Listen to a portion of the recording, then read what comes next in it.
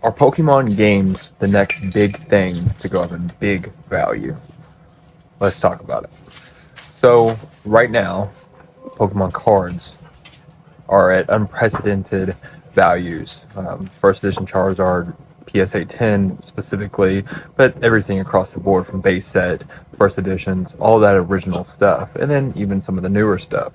However, recently we can see how Pokemon games, specifically Game Boy games, Game Boy Color games, and even Game Boy Advance games, are going up in crazy high volume in value, and increasing in that.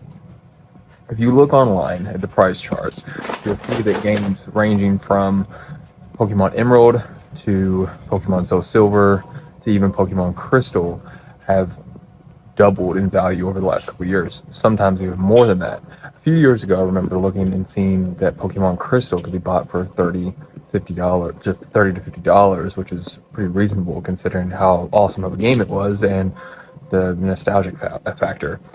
But now, $200 for a great condition one on eBay. Look it up. Same thing with Pokemon Emerald.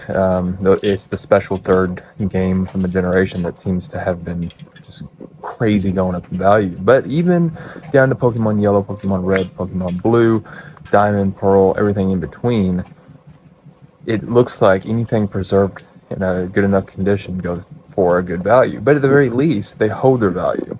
And I don't think enough people are talking about this. I think as soon as the widespread collectors, those people that just want to buy whatever is kind of being talked about, find out about this, you're going to see $300 values on Pokemon Crystal, $300 values on Pokemon Emerald, so on and so forth. People will always buy the cards. People will always look for the extra value in cards. But I think the Pokemon games are next across the board.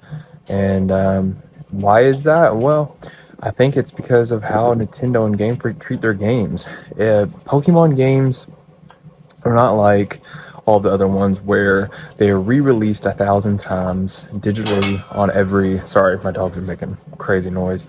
They're re-released on every platform 1,000 times, digitally available for cheap prices here and there, whatever. Pokemon games you can't do that with.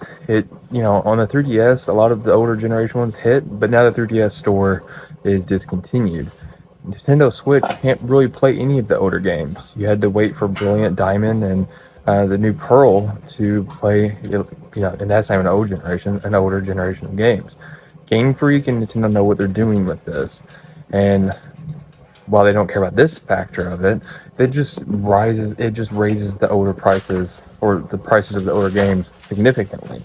And I don't know what that's going to look like in the future. I don't know if Nintendo's going to change things around a little bit, or if we're going to see some emulators and stuff like we did with the 3DS, and maybe they're just waiting for the next Switch to come out.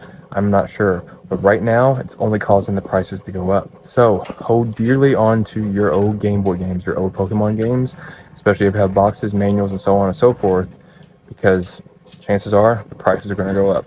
Like and subscribe. Let me know what you think about this.